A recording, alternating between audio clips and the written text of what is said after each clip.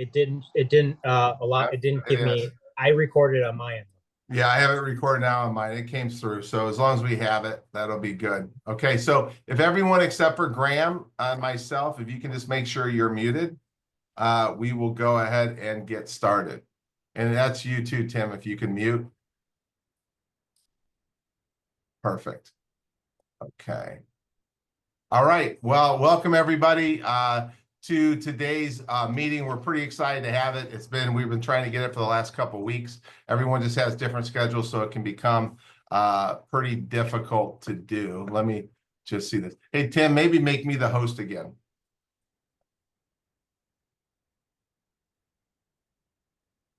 If you could. All right. Perfect. All right. Let's see. Let me just do this. One last thing.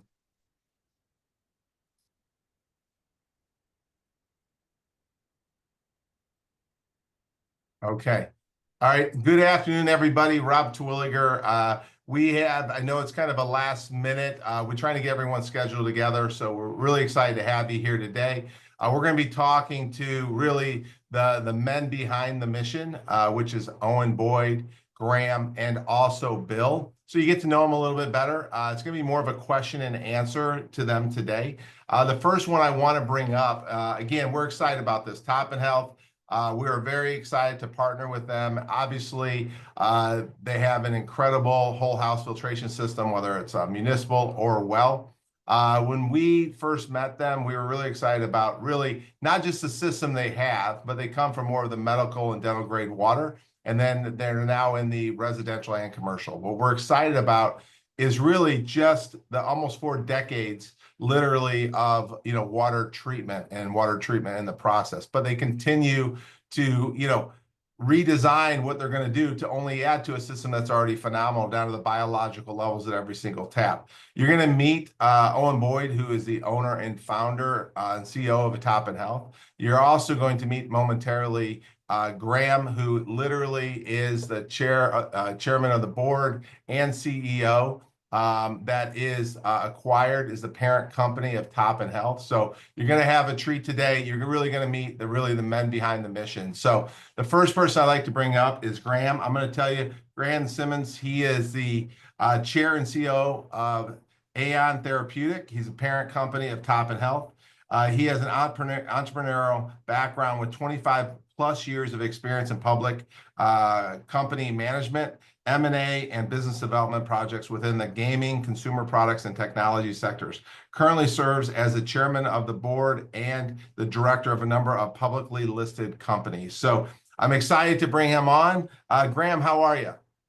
I'm good, thank you. Good. Thanks for being here today. We do appreciate you. We're going to start out with just some questions. Everyone's probably excited to get to know you. They've heard about you. And so I'm just going to start out with some really simple questions, right? You're an entrepreneur. You are part of many other publicly traded companies. So you have a vision, obviously, to do that. You got shareholders to take care of, right? And they want a return on their investment, right? And that's, at the end of the day, that's key. No matter how much fun we have, it's really about return on investment. So again, my first question to you is, you have a strong track record of identifying companies with rock solid products and fundamentals and foundation. What initially excited you about the Toppen Health company here in Florida? Well, what I think, obviously there's some key points to water, right? We all need it. We are water. We're made of water. So that to me is, when you're talking about products, a lot of the businesses I've built before have been very niche oriented, working in specific sectors, addressing specific cases and solutions that fit specific sectors.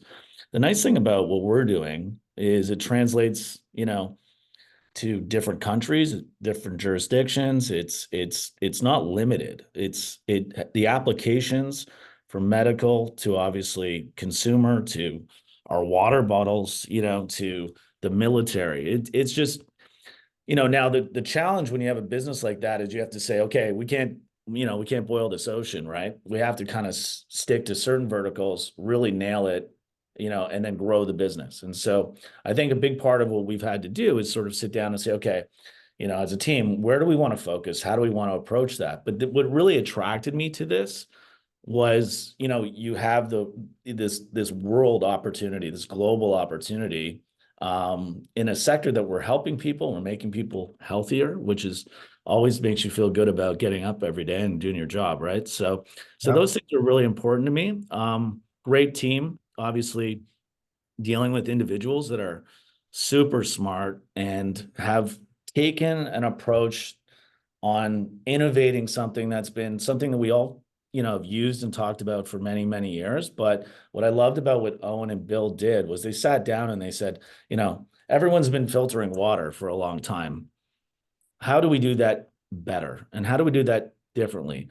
And so businesses that I've been in where this has a consistency would be that they're disruptive. And I think what we have is disruptive to your traditional filter business. And to me, that's what really intrigued me. It's like, okay, we're not just another water filtration company. Don't just put us on a shelf beside anybody else. We're unique. We have tremendous amount of IP that's been developed by these gentlemen that is, going to disrupt how people see water filtration and actually just make people healthier in general. And in this industry, there's a lot of, like any industry, but there's a lot of stuff that's, it's coming from China. It's not really doing what it's supposed to do. And people think they're getting what they're supposed to get, but they're not. And what I loved about these guys was they went out and they said, okay, we know water better than anybody else. How do we do this better than anybody else? But also make it affordable, and make it consumer friendly. And those things have always been what intrigues me about a company. You can have the best technology in the world. If it's too expensive and it's too complicated and consumers can't figure it out, it'll never work. In this case, we have something that's environmentally friendly, helping people's bodies, cost effective, and it's consumer friendly and easy to use. And when you add all those things together, I see like just a home run. Perfect. Well, that's a great answer. And, I felt the same when we met him. I know Rob feels the same, Charlie and Tim feel the same. So that's great. The next question, really simple, is kind of piggyback off the first one. When you first met Owen Boyd, the founder of Toppen Health, what were your initial impressions, right? Because that makes a big difference, right? So your initial impressions of talking to him. I know when I talk to him, I feel like he's talking a different language sometimes when it comes to water and the way we treat water. So I'm just interested in knowing, what was your first, after that conversation about water, what was your initial impression? Well, my initial impression was I got to stop drinking the water I'm drinking. I mean, first of all, he scared me.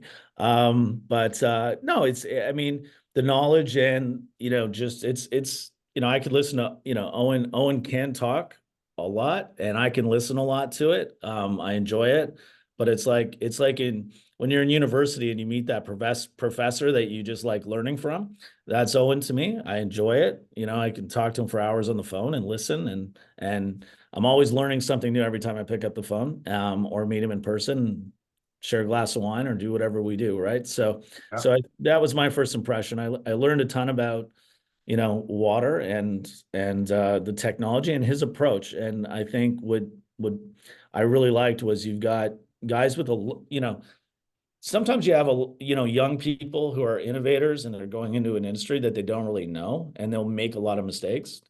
In this situation, we've got really experienced people who are innovators, and that's hard to find. And I think that was one of the first things that I found about Bill and Owen was that. Yeah, I know. He's had me read a couple books now. He suggested, and I start reading them, and he's like, "Well, you might have to read it a couple of times." So, and I agree with him. That's a fact. So Toppen Health has developed some really impressive technologies from the dental side. Obviously, Owen started in that industry. Really, he invented, proprietary things that would really help the dental industry. That blew up. He had over, I put down 70%. He corrected me. It was more than that, and he sold that back in the day. But they continue to be on the dental side of things and now residential side. So they're very impressive technologies. But what aspects of their innovation approach stood out to you the most? Because obviously you're going to invest money, right? You guys are, in Canada. You guys now are the parent company of Toppen Health. And, having a system that works today is fantastic. But I think their vision, this is what we saw, so I'm assuming it's what you saw, was some of the things that they're coming up right now that's in research and development that we can add to our current system and take it to another level. So when you got into those conversations with them about really some of the groundbreaking stuff they're working on now, we don't really have to go dive deep into that right now. But when you saw some of that, you weren't just investing in the present company, right? You were really investing into the futures of what it's going to do. So can you maybe just give us a little thought on that? Yeah, no, for sure. And let me just clarify something. Even though, it's there's a parent company, obviously Owen, Bill, are the largest shareholders of that business, right? And so Ion is actually going through a rebrand and a name change. The new name is going to be Toppen Scientific. We really are one company. It's not, don't think it as separate. It's one team, it's one company. It's just structured that way as part of a transitioning into being a publicly listed vehicle and company that people can participate by owning shares in. And so Toppen is really Ion and Ion's Toppen, hence why we're doing a rebrand. So that's not as confusing to everybody, but Toppen Scientific will be the parent company. Owen will be coming on as the new chairman of the company. I've had that discussion. We're going to launch all of this in the new year. And obviously below that, we'll have various companies that will have different approaches, different verticals. So whether or not that's Toppen Dental, whether or not that's Toppen Residential, or how we break that out. And so you'll have the different verticals. So just to clarify for everyone, I don't want it to sound like there's two companies. There's one company. We're all together, and we're all participating on decision making and how we're going to build this business together. From a business perspective, when I first got involved, a lot of the focus was on dental. Because that was, let's call it the low-hanging fruit, right? That's where Owen had built his business. Owen has relationships. Al Dubé, who's also part of the team, heads up our dental division, very, very well known in that industry. So that became sort of the low-hanging fruit. And then, the expansion into residential. I believe the future of water is water as a service, which you guys are leading the charge on as partners on that. This will evolve into, I believe, essentially a subscription model and be a water as a service type product. I think that's the future of what we're doing. So I think the model of how we approach, consumers is part of that I saw as an opportunity to change, and the verticals we're going to go after and how we do that. And then from a technology perspective, Owen's always thinking, and Owen's always developing and innovating. And, some of the things that, we talk about behind the scenes are, how do we use, our technology to add things to the water. So as an example, in the dental industry, we have a license for molecular iodine, which we're then, slow releasing through the filter system, to go into to the mouth of the patient. So when you're getting sprayed with water, you're getting molecular iodine. You won't taste it, you won't smell it, but it's an antibacterial, the best on the planet because our bodies produce it. And Owen can dive into that. But the concept of developing ways for not just the filter to take things out, but what Owen's thinking about is what can the filter put in that can make people healthier, and to me, that was really intriguing because everyone else is just thinking, how do we take all this stuff out? Owen's thinking, how do we take out certain things, leave the good things, and maybe add even better things? And to me, when you look at a filter that way, it's not a filter. It's a delivery mechanism and a filter at the same time. And that, to me, when you think about what our IP is and what we're doing, that to me was the most intriguing thing about what the future could hold. Because now, whenever you're drinking a glass of water, if you're actually adding benefit to your body other than just water, that to me was genius. So I'll let him expand on all those things, but that was intriguing to me. That was intriguing to me. Yeah, you're doing pretty good. It's like, the overall, right? Look, that's kind of like me. And then when they get really down to the details, let's just call Owen, right? Call Owen. Yeah. Yeah. So, yeah, you kind of answered a couple questions in there, right? And again, I just want to go back to, I'm glad you clarified that because, those questions do come up. And I know it's a partnership, so I'm glad, it really came from you, how the partnership works and the fact that Toppen Scientific at the, in the beginning of 2025 to merge over, which is positive. Being, the chairman really in helping companies launch and really take off, certainly not just take off, but when it be publicly traded, there's a lot. It's like you got to really, they don't just lift open the hood to look at it, right? They dive deep into it. So when you're bringing, Toppen Health, right, what they do, dental, residential side and all that, obviously there's a lot of due diligence, right? And so you already did your deep dive and due diligence. Obviously, you've kind of already stated what you've learned in that whole process and really what the future kind of looks like. So where do you really see, and I guess my last question to you, Graham, is, looking at the future, where do you see Toppen Health in the short term over the next 90 days? And then where do you see it 1 to 2 years? So let's just start maybe in the next 90 days, and then we'll kind of break it down. Yeah, no, for sure. And, for me personally, my involvement in businesses over the years, has been one of a business builder. And you build a company based on a team, right? You can't do it yourself. You have to have a good team. Luckily, I have a good team that's been with me on the corporate end for almost 15 years. Multiple companies we've worked with and for. But a lot of the times, we get involved in earlier stage companies that maybe are harder for people to understand, or maybe they overlook from a, resource perspective. Should I invest time, energy, capital into this business? Obviously, with this one, I saw a huge opportunity. I think it's probably, one of the best opportunities I've seen. And I've seen a lot of interesting opportunities. I started out in the internet gambling business. I launched the first internet gambling business back in, this will age me, but in 97, and people didn't understand the internet. I'd explain the internet to them, right?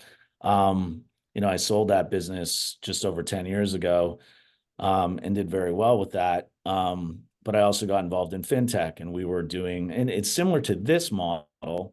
And we were doing a business where, and I sort of looked at it differently. It was the HVAC business, home water, hot water heaters, and those types of things. And obviously, we created that as a service. So we created a model where dealers would go out and sell it. They would get paid. However, on the back end, we provided a financing service. And then, basically people were essentially, leasing or renting, their equipment.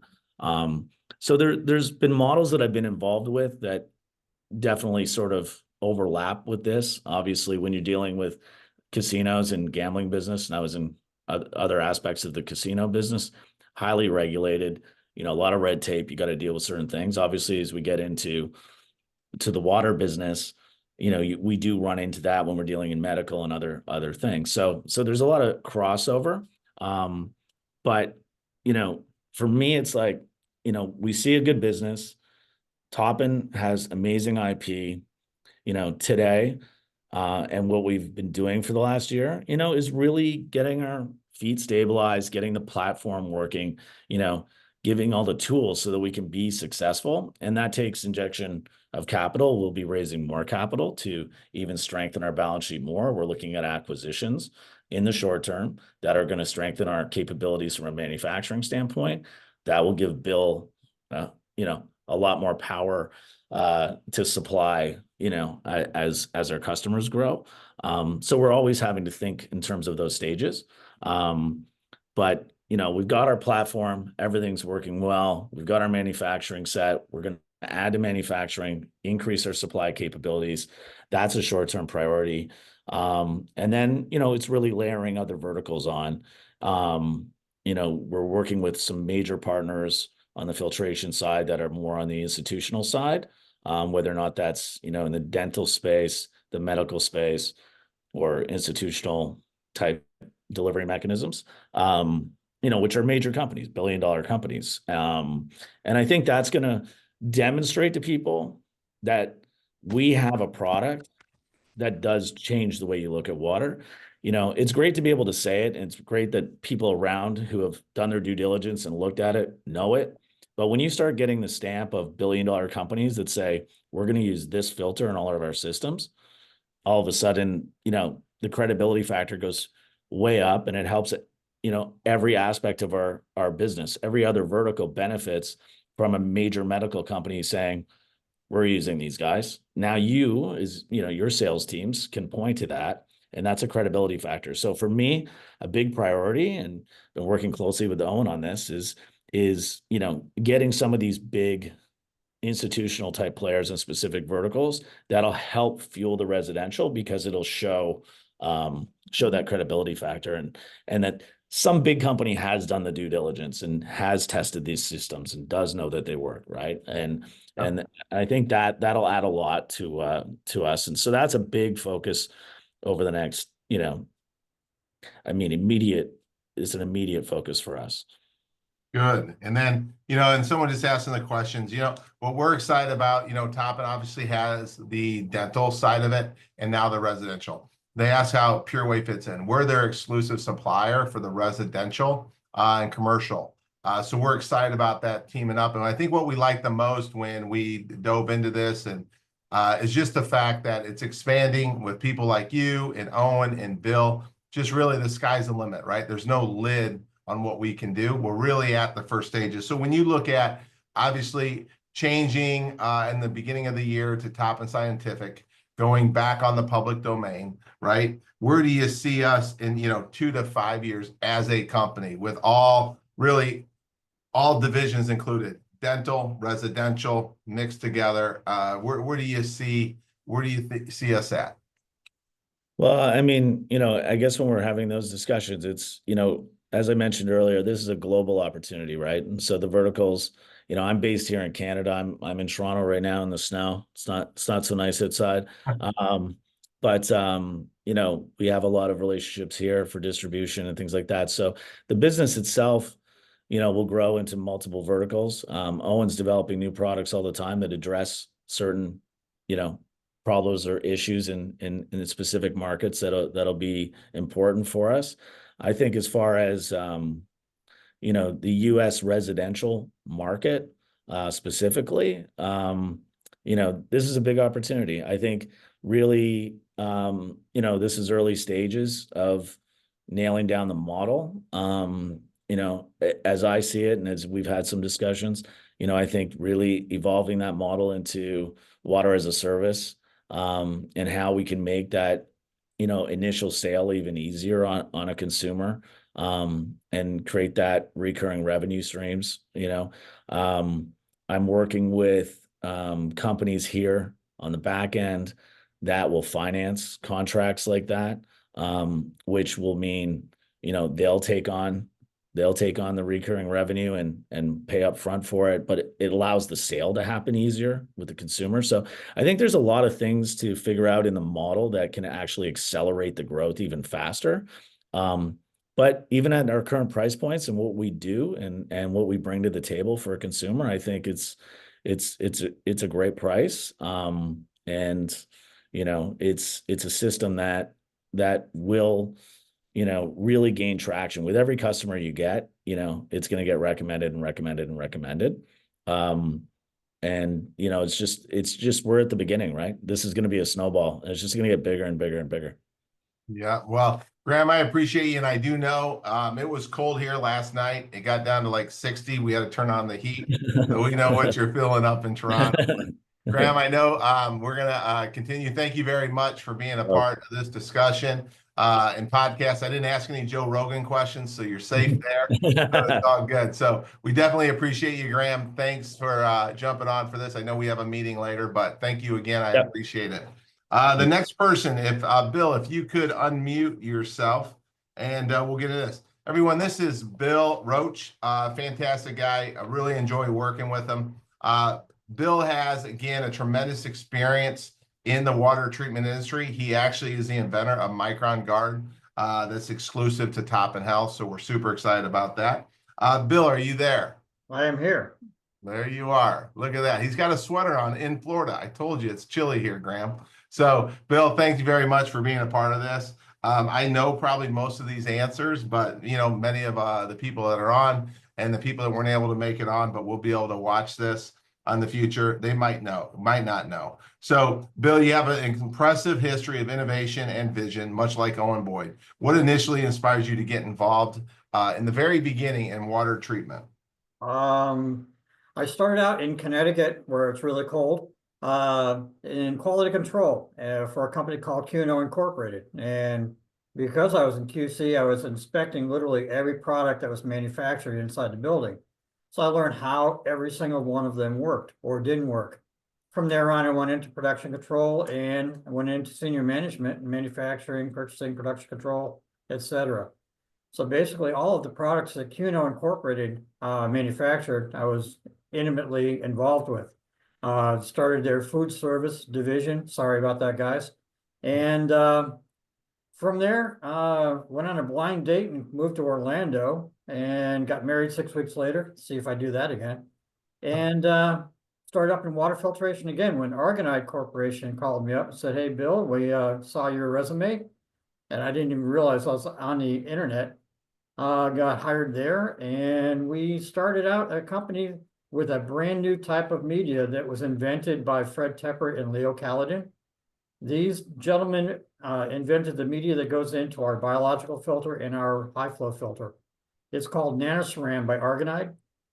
Disruptor is the name of the manufacturer, Alstrom, that makes it. We started out with 5 part numbers inside the company for the various 5 cartridges we made. When I left, we had 165 SKUs. So we just kept moving and moving and moving with the media, and it went into some major corporations, and we did amazing things with it. And then I went off to start making airplanes, and then I got called back into this arena again with WFMC, my company, and got bought out by Owen Boyd and company in Toppen. And I've been with Toppen, well, what, 3-4 years now, and loving it. So that's my trip. So Owen recognized talent, right? So No, he only recognized the fact that I was from New England, and so it doesn't hurt, right? Yeah. Doesn't hurt at all. Bill, and just so everyone knows here on the call, he is the general manager there. He's also an expertise in molding, right? And all that type of stuff. So he comes with a really big background. He's very influential, actually, and I know Owen has told me before, he would like him and Bill and Owen just to go get locked in a closet and keep inventing, right? That's their sweet spot. Everything else, right? They love to invent, create, and move forward. So, Bill, as you know, you've been like the head professor. I truly appreciate all the dedication that you've given me and tutelage. It's been rewarding to me because I can learn much quicker because you're always there and available to answer any questions I might have. But let's dive into some questions that I think will benefit our distributors, our sales reps, and even ourselves. You're the inventor of Micron Guard. How did this technology come to be? Why is it so important to our filtration process? Micron Guard came to me when we were looking at the efficiency of some filters. A lot of filters had bacteria growing through them almost immediately upon use. It wasn't that they had a very, very large pore size. It was just the fact that some types of bacteria, when they land on a filter paper, immediately grow because the other bacteria become food product for them. They eat them, they grow, they reproduce, and they literally grow through the media.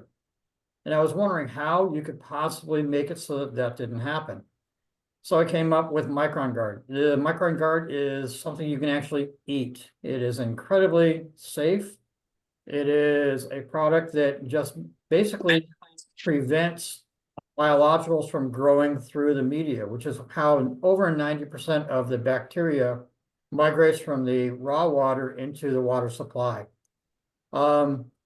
Integrating that with the media that we have, which has AG ion in it, was an elegant solution. I love that phrase, an elegant solution, where it's simple, effective, cost-effective, and the end customer is smiling. So the integration of Micron Guard and the disruptor media was just it was a manna from heaven. It was just fantastic. So that's how we came about with the whole concept of and implementation of Micron Guard.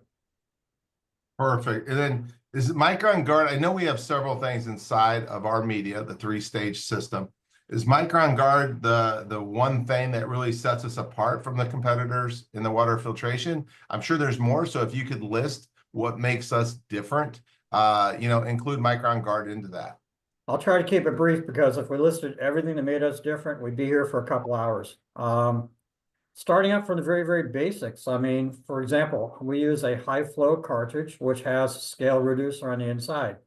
What we're doing is putting an anti-scale into another cartridge. That's novel in the industry. The biological filter, not only do we take out bacteria, virus, and cysts, but that also has 32% by mass carbon in it. And that carbon is extremely potent at taking out other things, a lot of other chemicals. For example, it will take out the forever chemicals, PFOA, PFOS, and PFAS. In addition to that, it takes out chlorine and chloramine. It also retains, again, bacteria, virus, and cyst. With our one cartridge, with the BioGuard on board, we're taking out 9 log of bacteria. That's 99.99999% of the bacteria that is exposed to the filter. That's something else that no one else in the industry can do. So in interior to that, as I alluded to, inside the media is AgIon. That also prevents any bacteria, virus, or cyst from growing through the media and getting into the product water. We also have a carbon block on the municipal systems that takes out lead, chlorine, and chloramine. And that works in conjunction with our cartridge to take out the forever chemicals. We are rated to less than 2 parts per trillion, not million, not billion, trillion of the forever chemicals. And on the small cartridge, which is the one that is the least effective, we get over 24,000 gallons of retention for the forever chemicals. Double that for the 2.5 by 20 and 2.5 times that for the 4.5 by 20. So what we have is novel all the way through. And in addition to that, we have the ability, because of a patent that Owen and I came up with, to put other products inside the center core of our cartridges. So for example, if you have a high dose of iron, lead, zinc, copper, or other things, what we can do is put materials inside the center core that treat that condition and make the water better. Now, this is still in work in process. However, we anticipate that we're going to have really good results on it, and those are coming out very, very soon. So we can not only customize our product to the end customer, but we can also assure the end customer is going to get extremely high quality water under almost any circumstances. Yeah, that's a great question. So I can kind of piggyback off that. We'll just start with the municipal system. As far as that goes, that's pretty, I mean, across the United States, it's pretty common. We know what's in municipal water, right? Yes. So in those municipal cases, if we wanted to add something to that center core, all we're really doing is putting those cartridges on steroids. Is that kind of how you would, in layman's term, explain it? If we're utilizing the center core, right? Exactly. Yep, that's exactly it. Basically, what we're doing is we're taking something that's extremely good and making it better. So it's almost what Graham was talking about before, like that iodine, where we can use that inside of a center core or anything else that we want to add to it that can help it become more cellular. So taking out the bad, adding the good, right? Such as even potentially vitamins. Is that a correct statement? Absolutely correct. Yes. As long as it has a constant emission, we're able to put it into the center core. And the center core we're using is a hollow plastic tube, but it is a hollow plastic tube that is porous. It allows air and water to go through. So it keeps up the rigidity of the cartridge and also retains anything inside the center core that you want to treat the water without having it go into the product water, but allows the water to go through and get treated by it. Perfect. And then just a couple other questions. We have 2 of our filters that are pleated, right? And through that pleating process, there's a reason why you pleat it, right? Can maybe you explain why we pleat those 2 cartridges and why is that different than a lot of other filters out there on the market? If you go out to Walmart and pick up a, say, 1 micron, 5 micron, or 25 micron filter, the chances are you're going to see a hollow cylinder. It's just going to be a hollow cylinder that's solid. Those are called melt-blown cartridges. They're extremely inexpensive, and they're effective for about, I don't know, maybe 1/10 of the life that we have. Because it has very little surface area, it cannot retain a lot of the dirt that is going to be coming into the water. Because we have a pleated cartridge on a, for example, on a 2.5 by 10 cartridge, we have 3.4 square feet of surface area. And that surface area can retain over a 1/4 pound of dirt and still flow effectively. On our 2.5 by 20, a 1/2 pound of dirt. And on our 4.5 by 20, a 1.5 pounds of dirt. Just take a shovel, go out to your side yard, pull some sand, dirt, gravel, whatever, and throw it on top of the filter. If you threw a 1.5 pounds of dirt onto our 4.5 by 20, you would still get high flow. Our dirt holding retention is remarkable because of the material and the way we pleat. And the way we pleat is not like everyone else in the world. I took the very, very first media coming out from Alstrom, the very first roll, and started pleating it. And believe me, it was trial by error because we had to learn a lot about the media. A lot of people do not know how to pleat our media. What they'll do is they'll try pleating it and they get an ineffective pleat and they have problems. They have breakthroughs like mad, no dirt holding retention, and the cartridge candidly looks horrible because the performance is also horrible. The way that I train my people and the way that we maintain that training is unique in the industry. How we pleat the media is unique. So not only is it a unique media, it's how we treat it. Right, and I've been there. You guys have all the pleating machines and everything in your warehouse. You do it all in hand. You don't have it outsourced. You're doing this all at your facility in Sanford, right outside of Orlando. And is it correct to say by pleating it, and again, if I'm not saying it correctly, please, correct me. Because of the way it's pleated, it has seven times more capture rate. Am I saying that correctly? Well, because it is pleated, we have 7 times more capture rate because we have that much more surface area. But the way we pleat it prevents breakthroughs on the pleats. Also doesn't allow bypass. Things of that nature. The way you treat the media, and the media is not easy to manipulate, is going to affect how the cartridge performs and basically the entire quality of the filtration system. So the majority of filters that are out, and again, this is a question that's always asked, right? If you use the big blues, right? Everyone thinks the way it looks on the outside is what it does on the inside, right? It's like that old saying, don't judge a book by its cover. So, the housing doesn't really matter, right? It's what's inside that housing, our filters. So the fact that we pleat them, because some customers ask, well, I saw this online at Home Depot, or I saw it at Lowe's. Why are those filters different than your filters? Obviously, I think you've already answered a lot of that, to be honest with you. But when we take and pleat the outside of those 2 cartridges, right, which is the high flow, high capacity, and the biological, we're getting 7 times more capture rate. But they're not using the same quality of media we're using anyway, right? With our disruptor, the way it's weaved, the fact that we can get biologicals out at every tap in the home without wastewater, without electric, except I can go on and on. But when you just see one that's just round, no pleats in it, we're extending, not only do we have much higher capture rate, but we're actually extending the life of that filter 2, 3, maybe even 4 times or more than what's the generic models out there or whether you can get them at Grainger, Lowe's, Home Depot, wherever. Would you agree with that statement? Absolutely. And by the way, yes, you're turning out to be a good pupil. Hey, listen, all you need is a couple good teachers, right? So good. And then a couple other things, our high flow rate, all through our third-party testing that really tests everything that we list, right? Most water companies do not provide that. They just say, we do this, but they never get down. Why is Toppen so proud to show the contaminants through our third-party removal, right? I think that's another thing that makes us different. Would you agree with that? It is, and it's because of part of it is because of the media and also the way we manipulate the media and the way we manufacture. But the media itself, we have a 1.5 to 2 micron pore rate, which is fairly wide open. So the flow rate is high. However, what we're able to do is capture down to the size of a virus. A virus is 1/1,000,000th of a meter in diameter. In other words, if you had 100 viruses, it would be about the size of one bacteria. And a bacteria averages about 2 to 3 microns. So we're talking about incredibly small particles.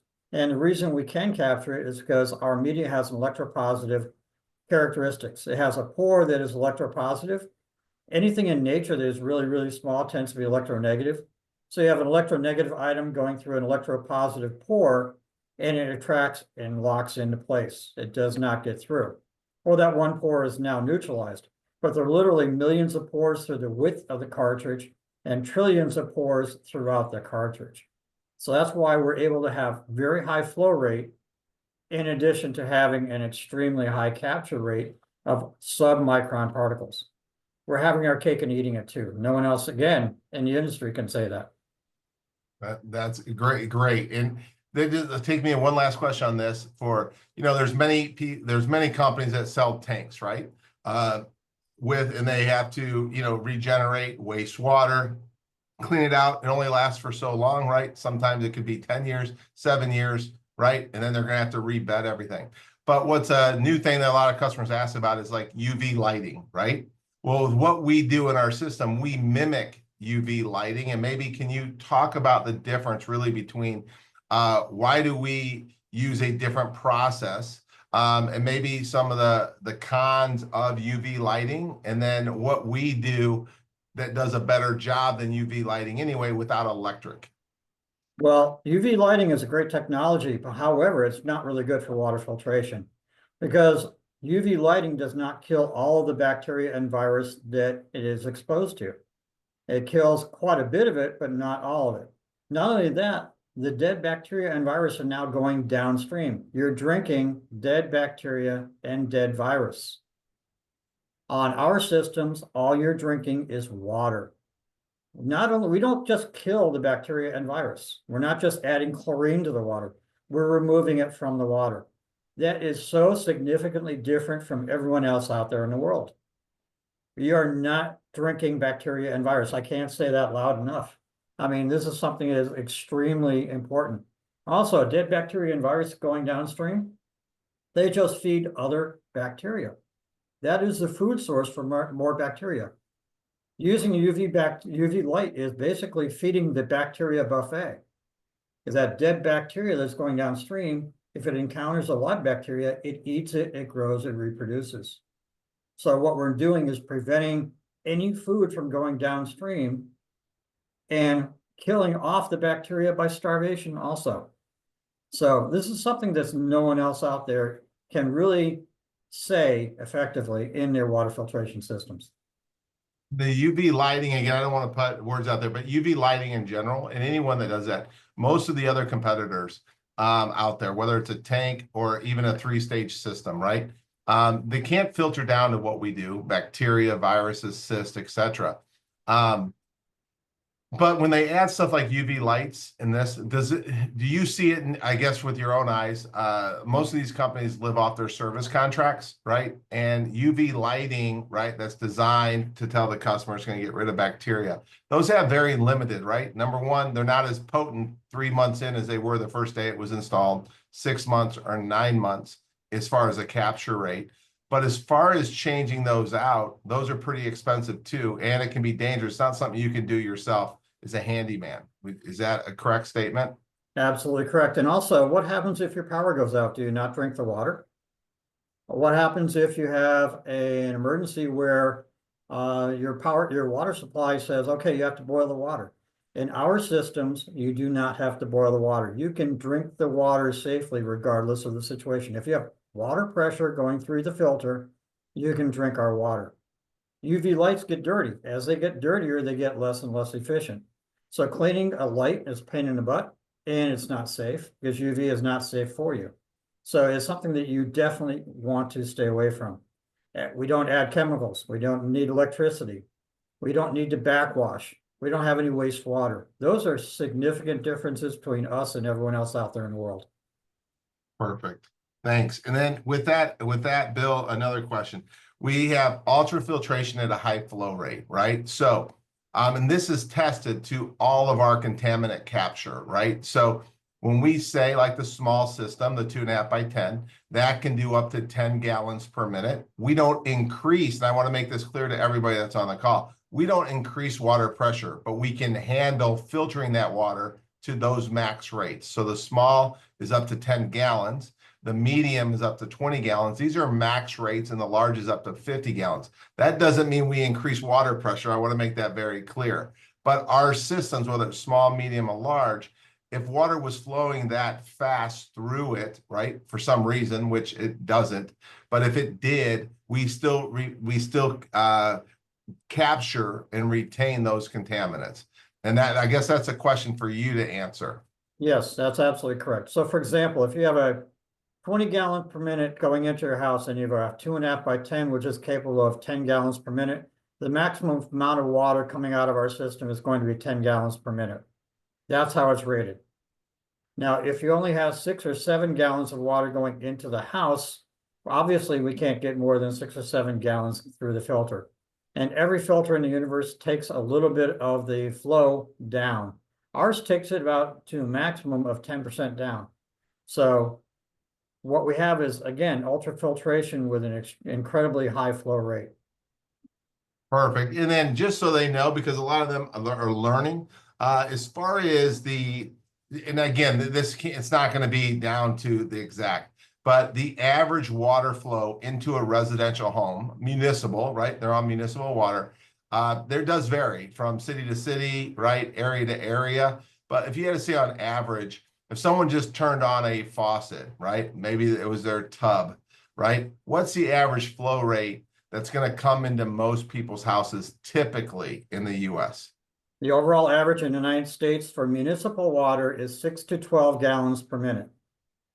And so for on the small side, on 6 gallons per minute, as an example, that's equivalent to having 4 faucets on at any one time. If you turn something else on, it will decrease the flow on everything else you have.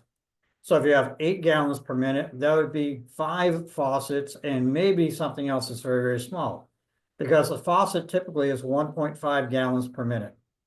So a 12 gallon per minute system, which is on the very high side, that would mean that 8 of your faucets are flowing at any one time. So it's not going to exceed that. All of our systems can handle easily any routine home as far as the input water. I'm saying what we want to do is make sure that we size it correctly. And we want to size it by the number of people. So for example, if there are 5 people in the house, 2 are taking showers and you have your washing machine going and your dishwasher, and you want to have someone wash their hands, that's a lot of water going through. That's 5 different applications. However, that's about 7.5, 8 gallons right there. On our medium system, which can handle up to 20 gallons per minute, that can handle it if the water flow into the system is there. If the water flow into the system is there. So for example, if you got 12 gallons per minute going in and you have those 5 things going all at once, you won't have a decrease. If you only have 6 gallons per minute going on into the water filter and you have those 5 things going, you're going to have a decrease in the water flow in every one of the applications. That's a great, I'm glad you're leading me into my very next question. I only got a couple left for you. You'll be out of the hot seat. But, okay. You know, so when you're looking at, we have the small, that's really made for 2 people, but there's a asterisk next to that, right? If it's a 3,000 square foot house and their laundry unit is on one side, their dishwasher and everything else is running, just because we say 2 people, they're better off with the medium system there. Is that absolutely, yes. And also, for example, if you have a rental home, okay, so 90% of the time there's no one in the house or 1 or 2 people. But then if you have suddenly, because of the season coming in, 6 or 7 people in the house, you definitely don't want to have a small or a medium on that house. You want to have a large, because you want to size it to the most number of people that are going to be using the water in the house. So it's about asking the right questions. What we have found as well, like the small system, that can be used as a point of use underneath the sink, right? It can also be used in a yacht or an RV. and really more like a condo, right? If it's a 1,500 square foot condo, there's really 2 people in it. But if you start getting into the home, right, where there's, it's 3,000 square feet, 2,800 square feet, you're better off to move them up to the medium. Would you agree with that statement? Absolutely. If in doubt, size it up 1, please. If in doubt, size it up 1. It will do no harm. If anything, their cartridges will last longer if they don't use them all that much, which is not a bad thing for them. It's not a bad thing for us. 100%. So great. Thanks for asking that. Next question is, and this is an important question to really get out there, because this question does come up quite a bit. Obviously, we have it in our documents, in our digital magazines, our magazines, even our PowerPoints. Let's get into the NS certification, right? People always ask. We use third-party testing, London School of Hygiene and Tropical Medicine, Argonite, and the BCS Inc. out of Gainesville, Florida.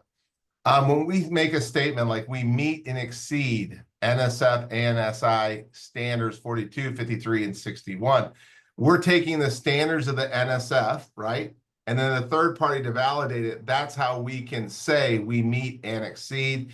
Can you go into that? I said it as a statement, but really I'm asking you that question so they can have an understanding of that. And maybe if you could also touch on if you can handle, I know you can, but I'll throw this. So the question is, we are not as a company, our whole system is not NSF certified, right? But there's things inside of our system that we already get that are NSF certified. Can you just show maybe the difference and why we can meet and exceed it and make that statement? Yes, by the way, your first statement was absolutely perfect. What we do is we use third parties to test our systems, and we use third parties to test the actual components of the system. So for example, on a municipal system, that the components are the first cartridge, which is our high flow, the second is a biological, and the third is the carbon block. And it's in the housing. The housing is supplied to us by Atlas Filtration. That's been certified to NSF standard 61. The actual cartridges, each one of those cartridges has been tested and has passed ANSI NSF certification by various different agencies. However, when you certify a system, you cannot change it in any way.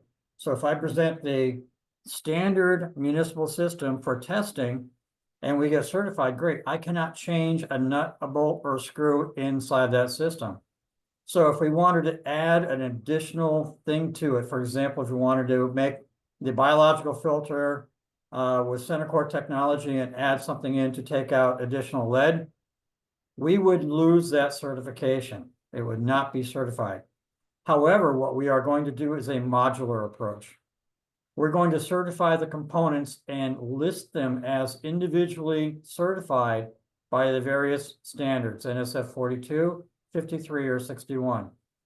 NSF 42 is only for aesthetics and do no harm. It says that anything that you pass water through, the water will not be contaminated by the product. In other words, we didn't make it with lead. It won't take out any plasticizers or anything else like that. Standard 53 is claims. I claim to take out lead. I claim to take out PFOA, PFOS, PFAS. We claim those things.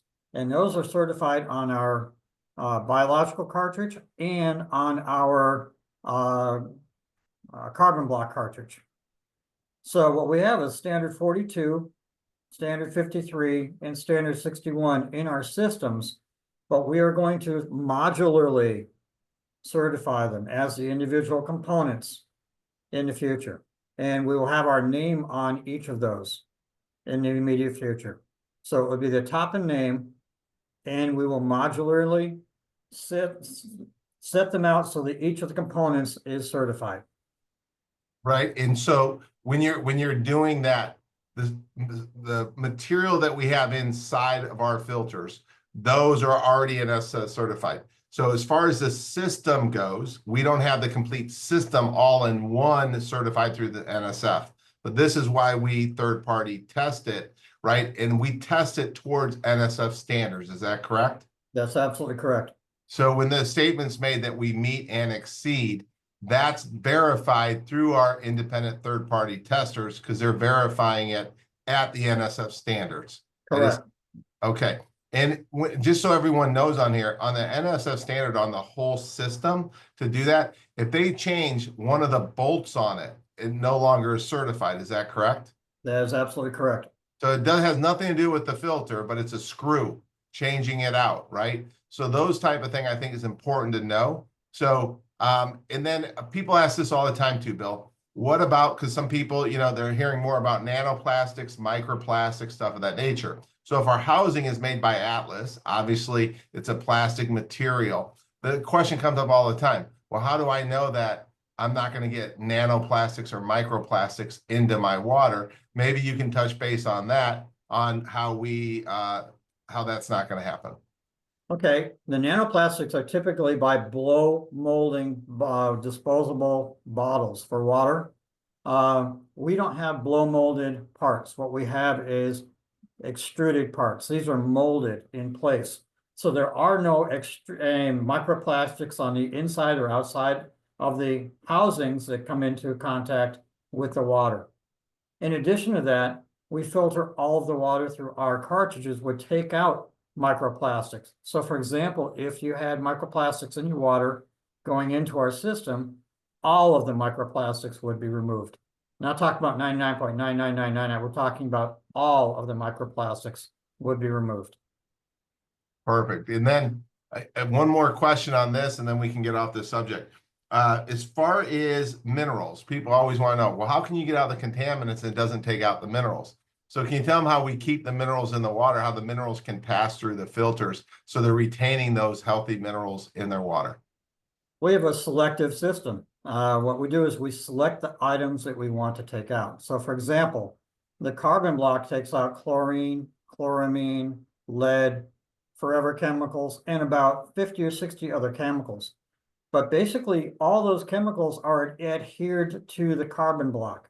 Now, the carbon block is absolutely transparent to minerals, as is the other two cartridges in all of our systems. So we allow minerals to go through, but we are absorbing the harmful chemicals through the interaction between our biological filter and the carbon block. So we have a very selective system. Now, hardness is extremely interesting because it can be very, very low or very, very high, depending upon the area you live in. Owen lives in an area half of the year that is incredibly high, and that's the Southwest states, Arizona and New Mexico. And his hardness is out of this world. I'll ask you to ask him about that.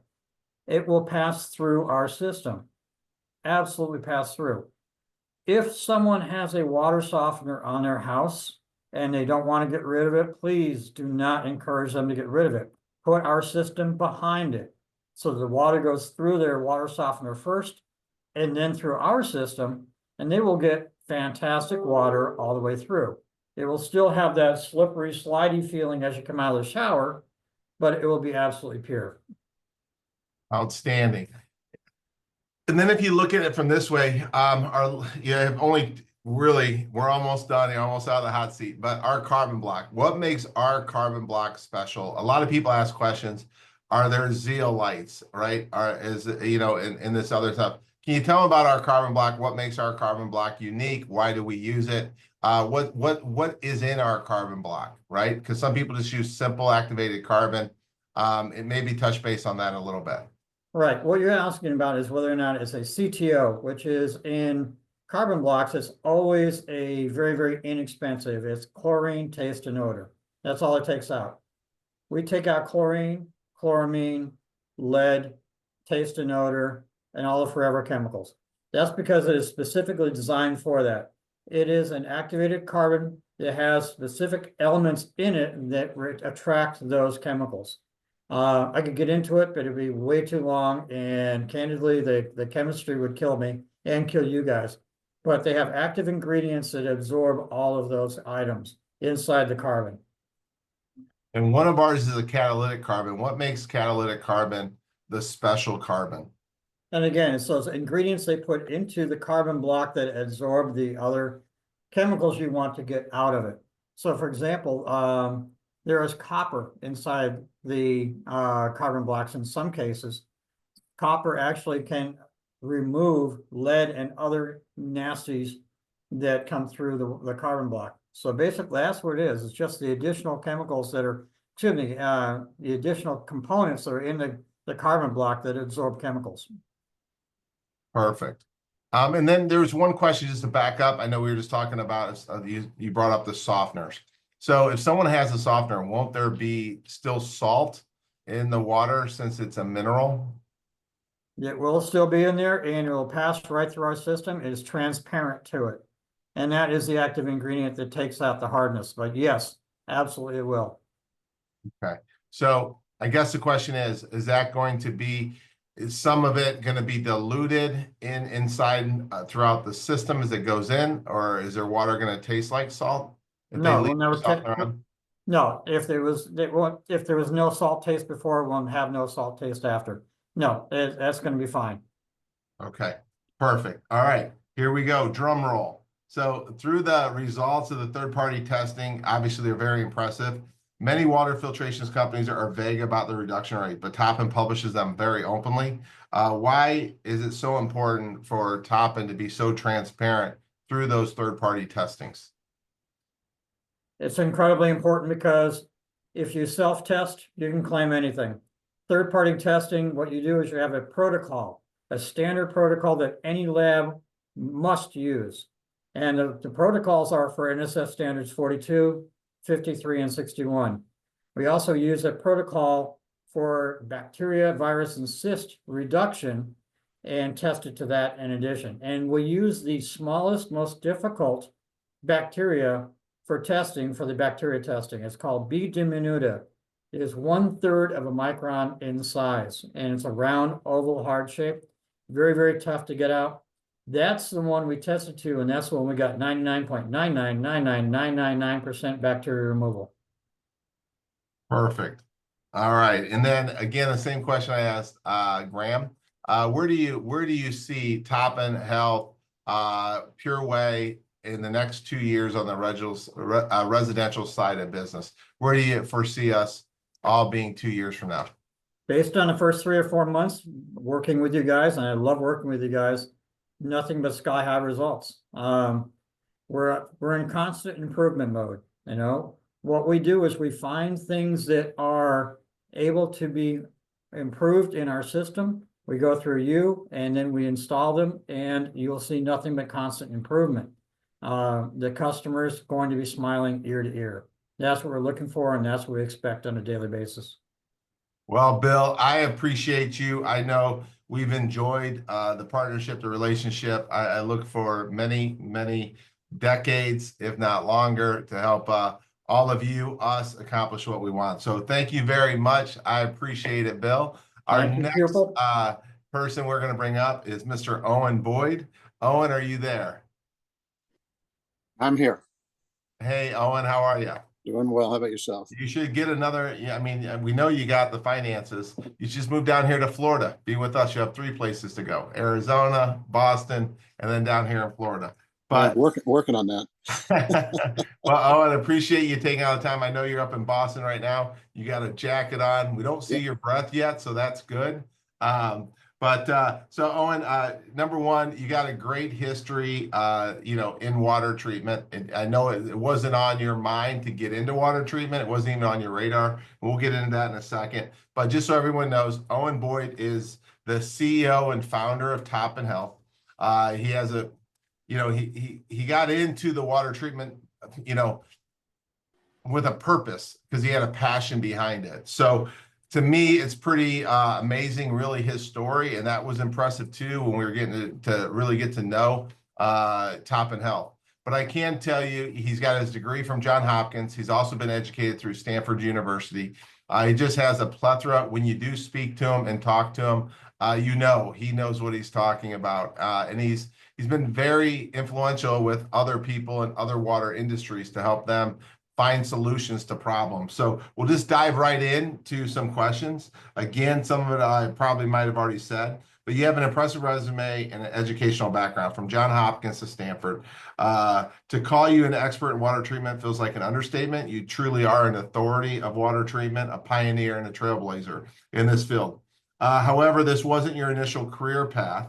You started as an AI engineer before shifting directions. Can you share, what made you, can you share with everyone, you don't have to get too personal, but can you share with them what really got you out of AI engineering to pivot and really over the last almost 4 decades, be in something that you're incredibly passionate about and quite honestly, as I said earlier, just a pioneer in the next direction of water filtration. Sure. So, yeah, I was a happy camper, making a lot of money doing, programming in artificial intelligence, 42 years ago. And, a lot of the AI-driven systems use what's called a knowledge base. And that's if, then, else logic. And it's nothing more than problem solving, dropping down a chain of problems to a solution. And, in the middle of developing all of these knowledge bases to make life easier for people, I had a son born missing his left hand.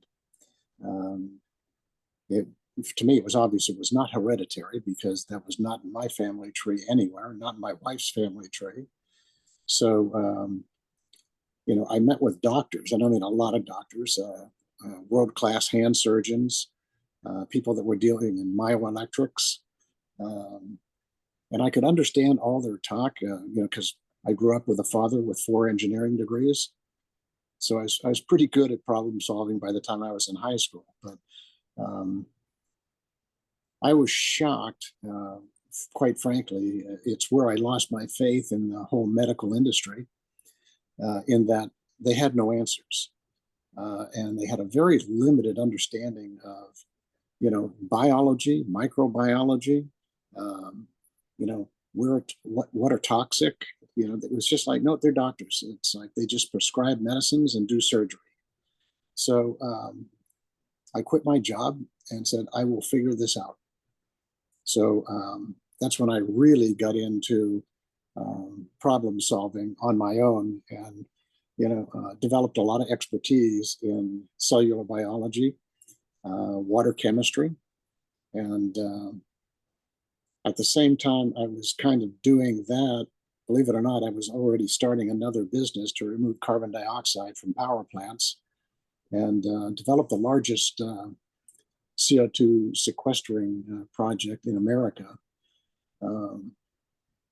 And in looking at the problems in running an electric power plant with carbon capture, the energy use and water use is like rocket ship high. And I was like stunned at how much water we used. So, I sat down with the chemical engineers going, what technology are we using to treat water? So when they explained it to me, I pulled the patents, on all of those technologies. Those patents had expired about 50 years before I even saw the technology. And a light went off. And I said, my God, we're treating water with technologies that were developed, back in the 1930s and 40s. And I said, I know we can do better than that. So I started working on bringing ion exchange resins brought down to the molecular level, and started removing contaminants with that. I did, through my research, find out exactly what did cause my son's affliction. And it really aggravated me because I found out in the dental world that dentists were at the time when my son was born, they were buying 70 tons a year of mercury in the United States alone. And kind of like ignorant idiots, we were chasing down coal-fired power plants as if they were the evil actor in mercury emissions, and all the time it was dental offices. Dental offices were actually contributing 76% of all the mercury that was discharged to sewage treatment plants, which all eventually end up in our groundwater. So I said that was enough. So I developed a system for the dental industry to remove all the mercury from all their wastewater and from the oral cavity. I got 84% market share. I did write all the regulations for most of the states. I wrote the federal regulations, got them all passed. got all 50 states to approve my transportation methodology of recovering all the mercury we filtered out, which is why I got 84% market share. I got nearly 100% of the Canadian market. And that company, that's still going strong today. I sold it about 20 some odd years ago, and started working on in other things. But the drive that put me into water, was my son, and it made me the most different person in water treatment on this planet, in that I look at water as how it is used by a human cell. I'm not so interested in taking stuff out of water. I'm more interested in preparing it for proper cellular conversion of water and food to mitochondrial energy. That's my game. And I don't know if anyone understood that last part, but all I know is it sounds really good. Now, spending that much time in Canada, and having almost 100%, did you ever say the words take off A? I said A lot. You hoser. All right. So good. All right. So no, great. Thanks for sharing that. Oh, and the other thing is, you did testify in front of Congress, and you really took your passion with it. And obviously that was probably a huge stepping point in your life. I'm sure of it. Right.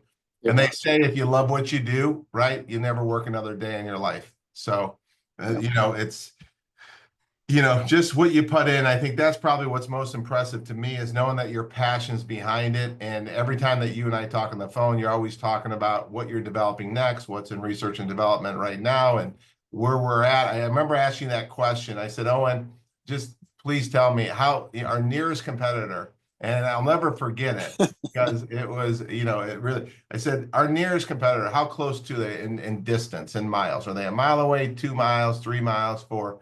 And Owen said they're a universe away. So when you take that approach and then you see what they're working on right now, there's going to be nothing in the marketplace that really Pure Whey, Toppen Health, and it's going to be able to, or even Toppen Scientific, it's going to be really the dominant factor in the water purification. And I think that's what we're all excited about. So reflecting on your role to help pass the water treatment regulations in all 50 states, would you consider that's one of your proudest moments in the last 42 plus years in this industry?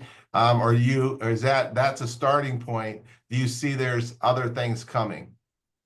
It's personally rewarding knowing that you contributed to so much mercury reduction, but that excitement just sort of fosters more drive to solve other problems. So it's like, I look at people, it's like, I've just begun.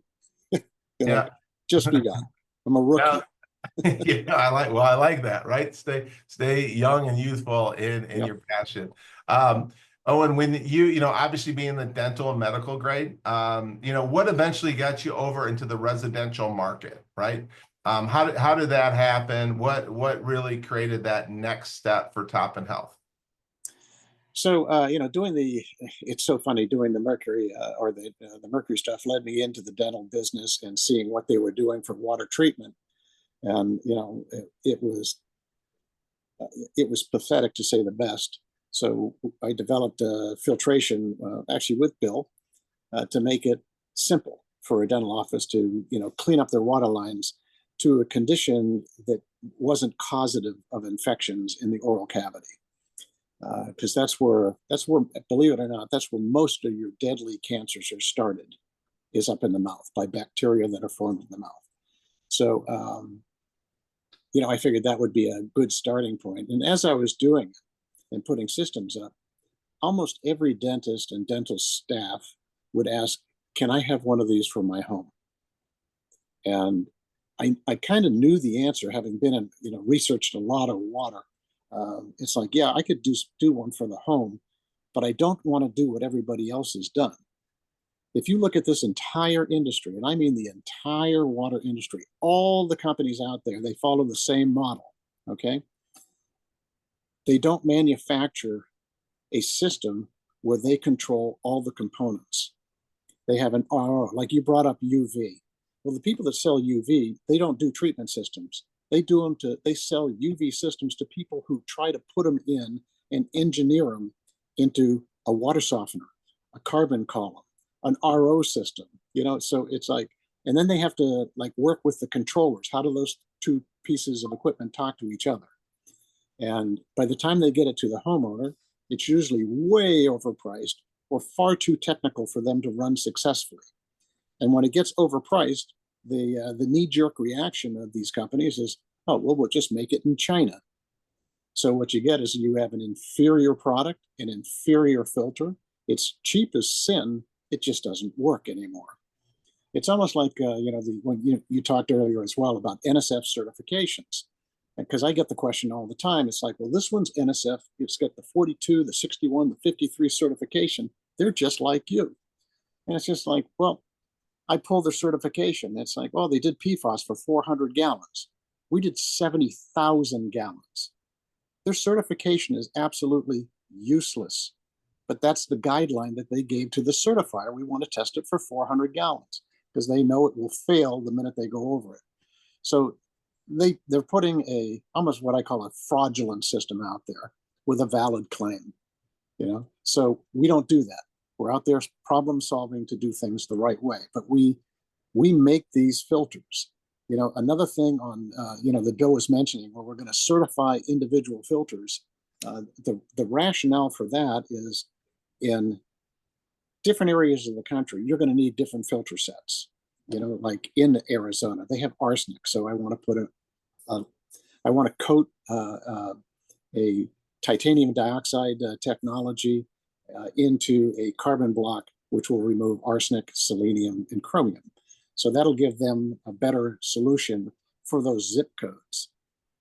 But if I certify the system and then I have a different carbon block, it's no longer a certified system when I put it into a package. So on the package, it'll say NSF certified components. So it's like each one has its individual claim. That promotes power to the consumer. Not only can I, provide a unit that goes into their house that, removes, things that we remove, but if EPA, 4 years down the road finds the new toxin of concern, and they've just found a new one, in chloramine disinfection. But when they find that, they have to figure out how to take it out. For me, that's easy to figure out how to take it out. And then I can do like a little center core in one of the filters. The consumer doesn't have to change a thing. When they get a new filter, it's like it's already doing it. So that's the kind of the power between what we refer to as micron guard, where that adjusts the outside wall of the filter, to center core, which allows us to do the center of the filter. And because it's high flow and high capacity, we can play with that stuff. Other filters, no can do. Sometimes you have to get a different system altogether, right? Oh yeah. Well, it's like when PFAS came out. If you've got a water softener, what do? You add carbon tanks to it. You don't adjust the water softener. So it's like, because you can't do it. It wasn't engineered to do that. And you go ahead. No. I gotta just while I'm on this, I gotta correct one thing on water softening. Actually, no, I'm going to correct two things. I know Bill says leave it in. Leave it in if the people love their water softener. If they don't, take it the hell out. It's environmentally not friendly. It's not human healthy. It does not put salt in your drinking water. Salt is sodium chloride. It puts sodium in your drinking water. Okay, so that's why your water doesn't taste salty. It's only the sodium atom that's in there. Because the salt is being broken apart, and the chloride and the sodium is being combined into an anion exchange resin, where it's now saturated in salt. And when water comes in with calcium, the calcium will dislodge the sodium and become calcium chloride, okay, taking up the chloride, and the sodium comes off the softener and heads into your water flow. That's why you have to buy 40 pounds bags of salt periodically, because pretty soon there's no more space for that to happen. So you got to regenerate it. And all 40 pounds of that salt go right down into your sewer and septic system, contaminating your groundwater. So I look at those as, those aren't removal systems. Those are diverters. Yeah. Well, I remember, Owen, when we talked, this is probably just a couple months ago, but you also have another home in Arizona, right? Yes, Where I do. your water's very hard. And Yep. I don't want to, I believe you said it could have 29 grains of hardness. Was that, or somewhere in that range? Yeah, we're sitting about 380 milligrams per liter, of hardness. And what does that break down to in layman's terms, as far as, because you know how they use like 12 grains, 18 grains? That's about the hardest water you're going to find in America. That's I always said, out there, I think I can replicate Jesus walking across the water. The water's that hard. Yeah, well, you said, and I remember hearing this because we did do a Zoom one day with a plumber that lives out in Phoenix, and he was really concerned. Well, you don't understand. He's telling you, right? And he doesn't know your whole background. But sometimes plumbers think they know more than the actual scientist behind it. But I believe this particular customer had 19 grains of hardness, and he was adamant that she needed a softener. And I could tell just in the call, you were just going to be respectful. Why go down the road and try to teach him? He's already got his own belief system. But he wanted to sell a softener with it, and didn't realize that you have at least 10 grains harder water than what that customer has. And on your home there, you don't have a softener. You just have our system on it, right? And I think a lot of people don't understand the word hardness that well, right? You having, let's just for numbers, 10 grains more hardness than they had. You don't have a system. Do you notice any difference in your water? Oh, absolutely. Yeah. I mean, it's, I don't get spots on my pool. I don't form calcium carbonate. My wife loves the quality of the water, when she washes her hair. So, it's not a problem whatsoever. And I will tell, in the area of softeners are extremely environmentally unfriendly. They will be banned in the United States of America and within our lifetime. I mean, right now in the Central Valley of California, half of the wells that are watering all your vegetables are closed now. And a lot of that is just the use of reverse osmosis, and water softeners reject all that salt, and it puts it right back into their aquifers. Now their aquifers, which used to be free of salt, are loaded with salt, and they can no longer water plants. In the city of Arizona that I live in, the golf courses used to all use wastewater from the local sewage treatment plants to water their fairways, about 1 million gallons a day. They can't use them anymore because of the use of ROs and water softeners. So yeah, that practice has got to stop, or we're going to have the most expensive water in the world to treat. Because actually removing the salt itself is probably the most difficult thing to remove out of water. When you talk about, and again, we're jumping around a little bit, but these questions, so I'm already checking them off. But like the two systems out there, and I was going to bring that up, because they can damage the aquifer, all the people use salt. And just for, I know you have your home in Boston, and you're in the Scottsdale, Phoenix area, correct? Yep. Okay.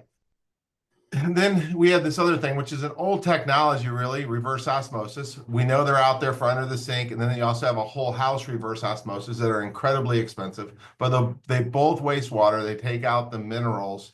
And I know you're completely against reverse osmosis system, whether it's under the sink or the whole house.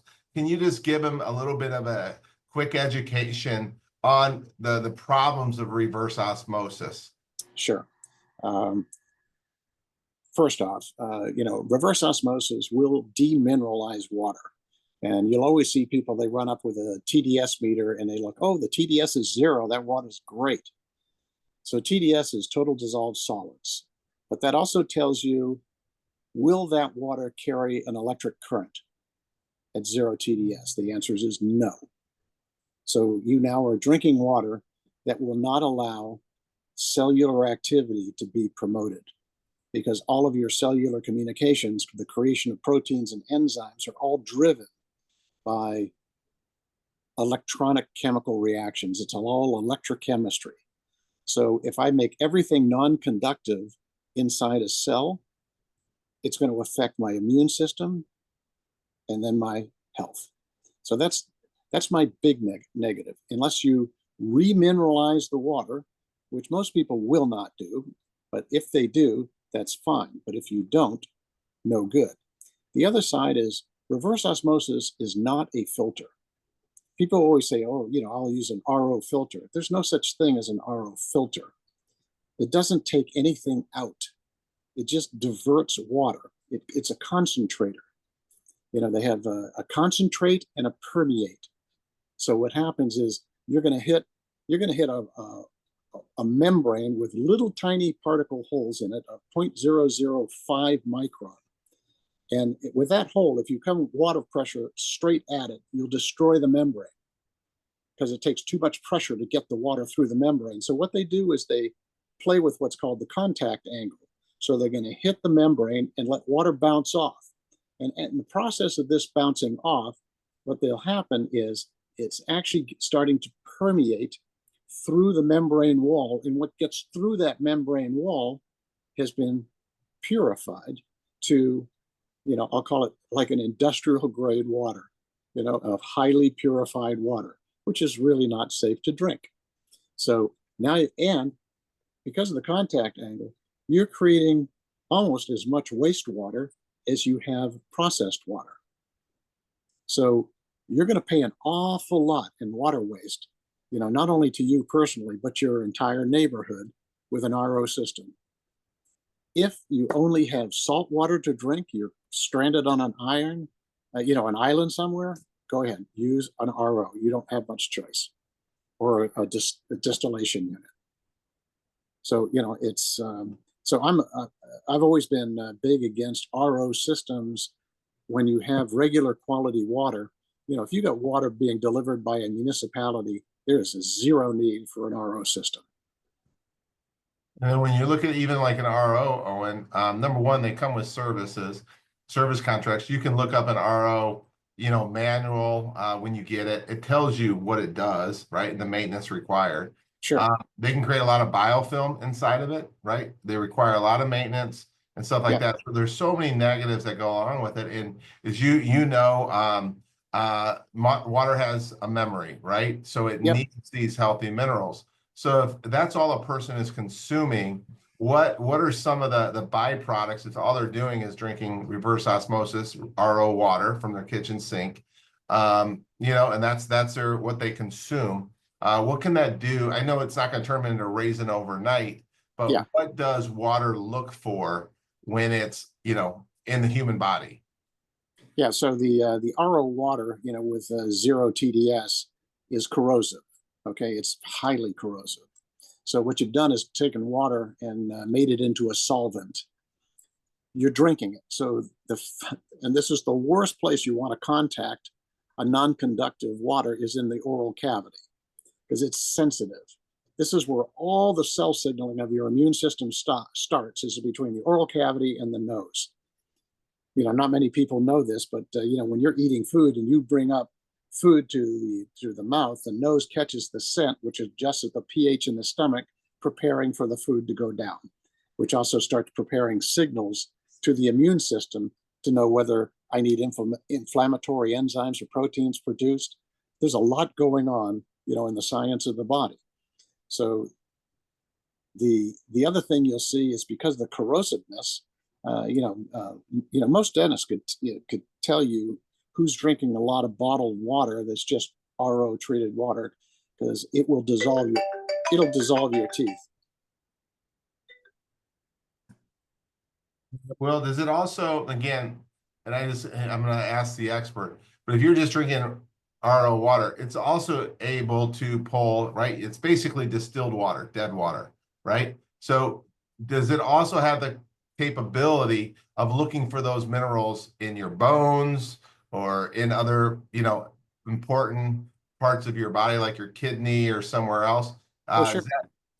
your Go whole ahead. body works in the principle of you have, what's called intracellular water and extracellular water. Water outside the cells, water inside the cells. The water inside the cells, will allow RO water to more easily penetrate into the cell wall through what's called an aquaporin, and there's thousands of them on an individual cell typically. So that'll allow water to get inside that cell. That's going to adjust the balance between your intracellular water and your extracellular water, which disrupts, not only the production of energy, but the removal of waste from the cell. And the more waste that you retain, the more toxic your whole body becomes, because you're not discharging waste. Like dead cells, apoptosis. You want to get rid of these things, and you want to get rid of them fast, because when they hang around, they do things like start to decay, causing cancer. So that whole mitochondrial aspect of disrupting a mitochondria, which if you looked inside a cell, with a scanning electron microscope, you can actually see cells spin. They spin at about, I think it's about 800 revolutions per minute.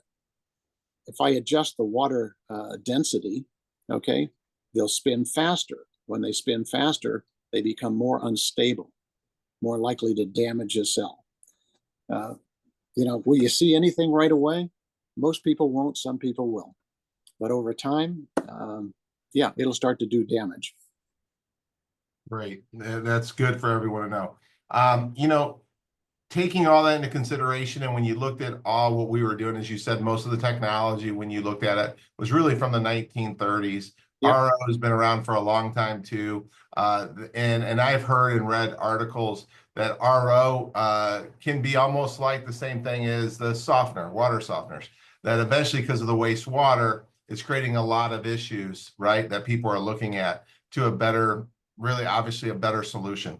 And putting that in mind, when you developed, and Toppen Health developed our current system for municipalities, I know this has been in research in development, I believe, between 10 to 15 years. Is that correct? Yep. And when you do that, it's broken down in a particular way, right? And we'll just talk about the municipal system to make it easy. We have our pre-filter down to 5 microns, right? And then it has the descaler that's in it that's going to keep from forming calcium carbonate. And then we have our biological and our carbon. Is there a particular reason why you designed it this way? And why was it so important to design our municipal system in a 3-stage system the way that you've had it designed? So the first thing you want to do is you want to get out we refer to them as sort of the rocks and gravel, out of the system. For a lot of reasons. The internal core of the first pre-filter is going to take calcium and adjust it to a calcium phosphonate or a calcium silicate, so it can no longer form calcium carbonate, at the tap. That's how that works. But it does give you the health effects of a healthy mineral, which calcium phosphonate and calcium silicate are. So you end up getting good health. So the next filter is, it's got a smaller micron pore, and it's got a lot of surface area. In the filter itself, it's not just the porosity size, but it's what's in that filter. We got activated carbon powder in there. Through Micron Guard, we've adjusted the outside walls. So what happens with water, when I've got areas that are going to bind things at the molecular level, if there's big things coming in, it impedes the ability of that filter to perform. So that's why we do the front filter, and then it hits the last filter.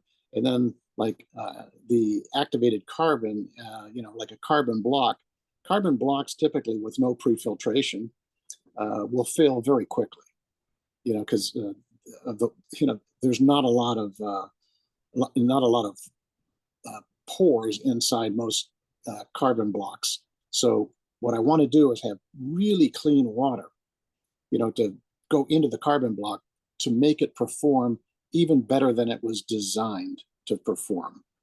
It's almost like, and I'll just throw this out there. So One of the things I noticed, actually, it was funny because Washington, D.C., put out a notice that they had Legionella, in their water. So they, put out a boil order.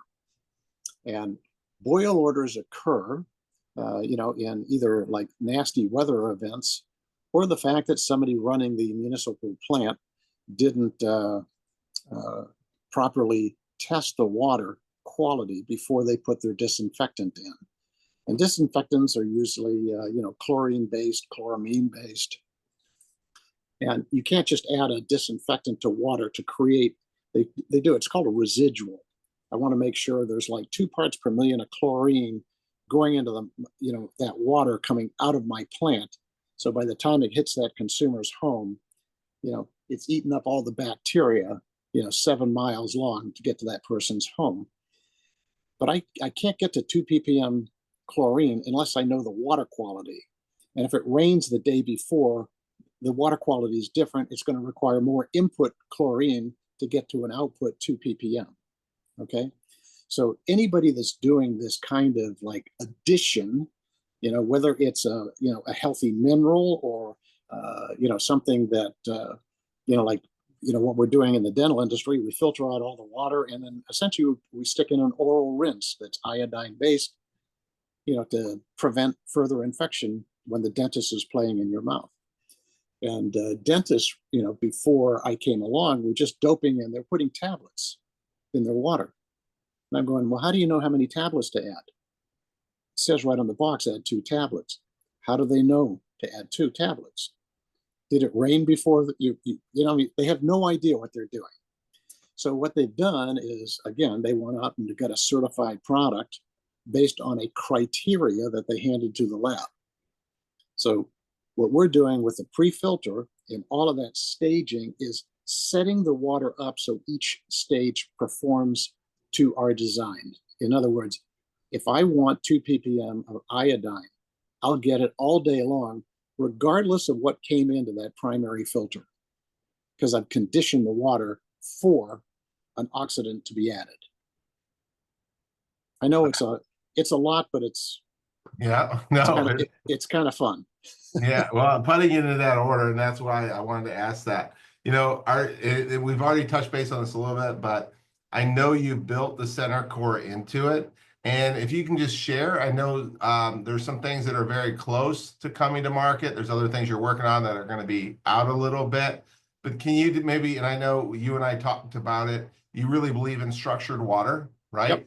Yep. And really just taking, not just to great water, because the majority we can go weeks without food, days without water, but having the right quality water is important. But the things that you can do now with water to actually make it even healthier than, the way we get it contaminant free. So can you talk about maybe some of the things you're working on right now with that center core, and just a couple things maybe that you're already working on, but they're going to be a little bit out? Yeah. So, one of the things on center core is to be able to center core, essentially all 3 filters, so, we can sort of remove more and more toxins as they're found, and then potentially release a nutrient that fosters, a positive immune response. And those are things like, you can imagine, like, where I am now in Boston, we've actually forgotten what the sun looks like now. It just does not come out here in the Boston area during the winter. And when it does, because of the angle of the sun, your vitamin D uptake goes to nothing, 0. And that's where most of the vitamin D does not come from your food, it comes from sunlight. So we need sunlight. So what I can do is, literally I could put vitamin D, a little potassium, and, have that put into the water, at a specific concentration, just to boost people's immune system to fight off viral infections. Do that. I love it when you're talking about stuff like that. I know we talked about, there's other certain things that you can do that is healthy for you that can, we're not saying prevent, right, or anything like Yep. that, but that can be good, right, an added benefit to keep certain diseases to happening from you, because water is one of those, the most important thing that we consume daily, right, that our body needs. And we were talking about the memory of water one time, right? And there was a book and a study that you researched on a scientist that literally took water at different vibrations, and the DNA, even after it was diluted, the water still showed signs of the same, basically, if you want to say DNA, right? Sure. And that's how important water is. And most people don't realize that part of it. So when you're thinking about these things in the future that you guys are already working on, are going to continue to work on and develop, where do you see, if someone hears the word Toppen Health, right? Pure Way, thinking of Toppen Health, right? Where do you see, where's that vision for you? 2, 5 years out, even 10 years out. I know you could probably put it all in encompass one little ball, but where do you really see the vision of the way we treat water and bring it to either medical, dental, or residential? Where do you see that fitting in? So, you talked a little bit about structured water, so, and I talked to you, asked how, why the 3 filter configuration. You really would have a rough time developing structured water, with really dirty, filthy water. But when it's super clean, like coming out of our filter, I can take that water now into essentially, and it's conductive. I can run an electrical current through that and run it through several membrane cells and actually reconstruct the water molecule. So it has excess hydrogen and excess oxygen, and put it into a structure where all the water molecules line up. Now, if you look at like red blood cells, if you look at red blood cells under a microscope and they're all clustered, what it tells you is their oxygen carrying capacity is limited. Well, water's the same way, because blood is 97% water, red blood cells. So I need to increase its oxygen carrying capacity by structuring the water, which will structure the red blood cell, which will transfer more energy and more oxygen into cells, which mitochondria use to create energy. So it's like, all of that stuff is like critically important. Now, I talk and, and you can look this stuff up. If you do H2, hydrogen, molecular hydrogen, and you look at, as a curative molecule, just do some homework. You'll see a ton of information. There's about 3,000 studies available on the internet. And the H2 itself, what it does, it essentially promotes, healthy cells by turning your immune system on and reducing inflammation. And for those people that understand chronic disease, they are all caused by the inflammatory response. It's your body fighting your body. That's all inflammation is. So we need to shut that off. And then what happens is your body, through the immune system, will start to target diseases that it's missing today. It's almost, why do we remove toxins? Toxins get in the way of your body being able to convert food and water to energy. I need to clean that up. So that's the next phase, is to take some water out of a tap, restructure it, so you can, drink that, and it would help you. Yeah. And I can transport it into the cells hundreds of times faster, because it'll go through the cell faster, structured than non-structured. Well, and I think you guys now why I enjoy talking to Owen so much. You always learn something, and it's very interesting. It makes you want to look into it more. As you can see, Toppen Health is an incredible company. Their vision is big. Their mission is big. Pure Way is very happy to be a critical part of their success and growth. We're getting to know Graham as well. I think it's a great team put together, and we appreciate you all taking out the time today to do this question and answer for us, for our team, and all the people out there representing what we do. I'm getting a lot of things come in. A couple of them went like this. They got the emoji where we got fire emojis. We got where your brain is blown because all the information. So we are very excited. I know we have a meeting after this, but I want to thank everyone for coming today. We will have obviously the recording out to you. We're going to be able to use this quite a bit go forward. It was a great training, and obviously you got to know the team behind the dream, and that is Owen, Bill, and Graham. So we truly appreciate all of you today for finding time this in the afternoon, last minute notice to get on this. So with that being said, everyone else have a great day. I know we're going to continue on with our meeting, but everyone have a great day, and some of you will see you tomorrow. Bye-bye. Thank you. It was Bye. amazing. See you guys. Thank you. Perfect. And then I believe that some of us will stay on, so I'll let you do some of that, Tim, if you just make sure everyone's getting off. I think I have to be the host to do that. Okay, well, I'm going to stop the recording.